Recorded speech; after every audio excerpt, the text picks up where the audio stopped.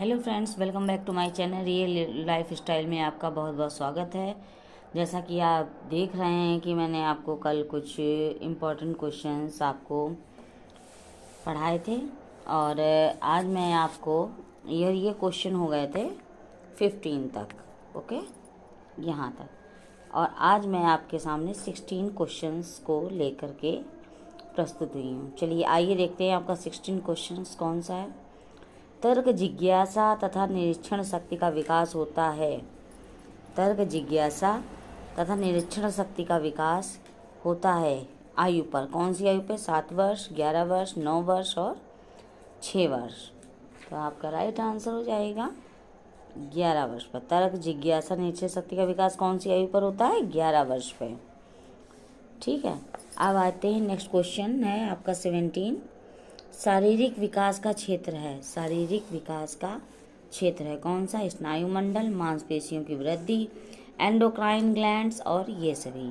तो आपका right answer हो जाएगा, ये भी हो जाएगा, ये भी हो जाएगा, ये भी। तो इसका मतलब हो जाएगा 4th आपका राइट आंसर होगा। फिर आपका 18 क्वेश्चन है। इस अवस्था में बालक में नई खोज करने की और घूमने की प्रवृत्ति बहुत अधिक बढ़ जाती है। किसमें? शैशवावस्था में, उत्तर बाल्याकाल में, किशोरावस्था में और प्रौढ़ावस्था में। तो इसका राइट आंसर हो जाएगा उत्तर बालकाल में। घूमने की अवस्था किसमें होती है? उत्तर बालकाल में। फिर आपका नेक्स्ट क्वेश्चन है। अधिगम अंतरण का थार्नडाइक सिद्धांत कहा जाता है। समानता का सिद्धांत, अनुरूप तत्वों का सिद्धांत, औपचारिक नियमों का सिद्धांत, उपयुक्त में से कोई नहीं। तो आपका राइट आंसर हो जाएगा अनुरूप तत्वों का सिद्धांत। फिर आपका नेक्स्ट क्वेश्चन है। निम्न में से कौन सा वंशानुक्रम का नियम नहीं है? समानता, भिन्नता, प्रत्यागमन और अभिप्रेरणा। इसका राइट आंसर हो जाएगा अभिप्रेरणा। फिर नेक्स्ट क्वेश्चन है आपका कि अवस्था तक बालक की दृष्टि एवं श्रवण इंद्रियां पूर्ण हो चुकी होती हैं। 3 या 4 वर्ष, 6 या 7 वर्ष, 8 अथवा 9 वर्ष, इनमें से कोई नहीं। राइट आंसर हो जाएगा 3 या 4 वर्ष। फिर नेक्स्ट क्वेश्चन है। संकेत अधिगम के अंतर्गत सीखा जाता है। संकेत अधिगम के अंतर्गत सीखा जाता है। संकेत अधिगम के अंतर्गत सीखा जाता है क्या? पारंपरिक अनुकूलन, मनोविज्ञान, वातावरण, मनोदैहिक। तो आपका राइट आंसर हो जाएगा पारंपरिक अनुकूलन। अब आपका नेक्स्ट क्वेश्चन है।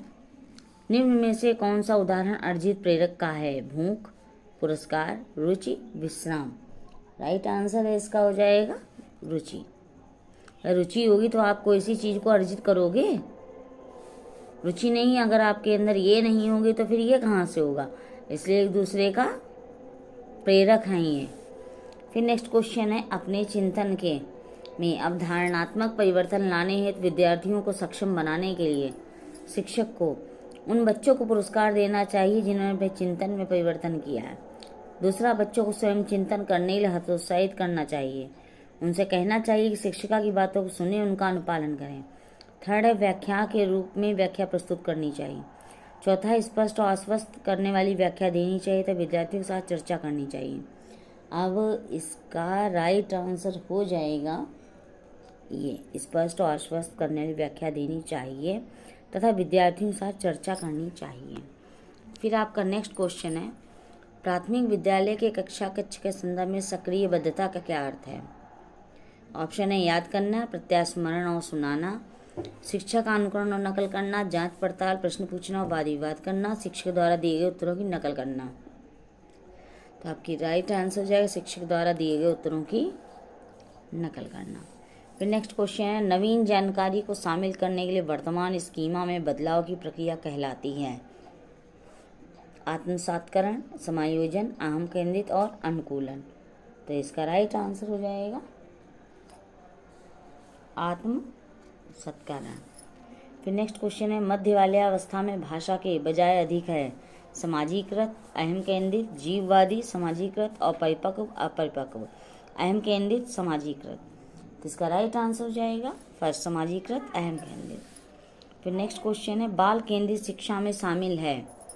बाल केंद्रित शिक्षा में शामिल है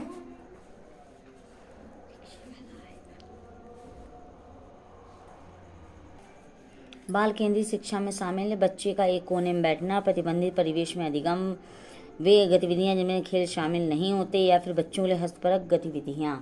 तो इसका राइट आंसर हो जाएगा बच्चों के लिए हस्तपरक गतिविधियां। नेक्स्ट क्वेश्चन है, कक्षा अध्यापक ने राघव को अपनी कक्षा में अपने कीबोर्ड पर स्वयं द्वारा तैयार किया गया मधुर संगीत बजाते हुए देखा। कक्षा अध्यापक ने विचार किया कि राघव में बुद्धि उच्च स्तरीय थी। ऑप्शन है शारीरिक गतिबोधक, दूसरा संगीत में, तीसरा भाषाई और चौथा है स्थानिक।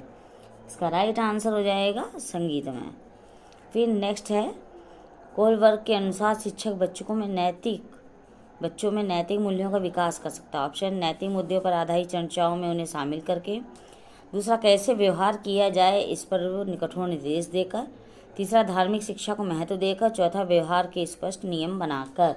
इसका राइट आंसर हो जाएगा नैतिक मुद्दों पर आधारित चर्चाओं में शामिल करके।